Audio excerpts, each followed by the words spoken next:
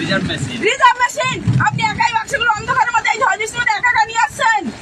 কোথা থেকে পাঠিয়ে নিয়ে আসছেন? কত টাকা কন্ট্যাক্ট করেছেন আপনি? কত টাকা কন্ট্যাক্টে নিয়ে আসছেন? বাংলার মানুষ দেখছে। দেখুন এইভাবে সন্ধ্যা থেকে সমস্ত জায়গায় আমরা বলছি যে এইভাবে ইভিএম গুলা এই বাক্সগুলো এইভাবে যেখানে কোনো সিকিউরিটি নেই, কোনো অফিসার অন্ধকারে ঢুকে যাচ্ছে, বাক্স চেঞ্জ করে দিয়ে চলে আসছে। আমরা বারবার আইসিকে বলছি, ফুলতলি আইসিকে বারবার বলা সত্ত্বেও তিনি একবারও এটা কান দেননি। আজকে হাতে নাতে ধরেছি আমরা। দেখুন এই বাক্সগুলো চেঞ্জ করে করে নিয়ে আসছে।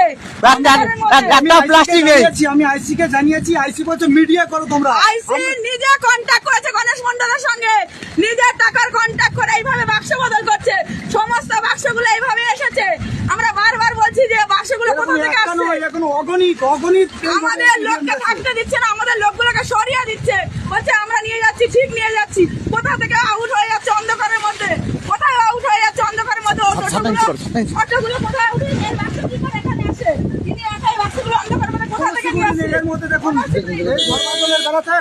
এর আগে আমরা দেখেছি একটা বাক্স খোলা বাক্স এসেছে, খোলা বাক্স এইভাবে নিয়ে আসছেন উনি। আপনার নাম কি বলবেন? নামটা দেখুন, আপনারা দেখতে পাচ্ছেন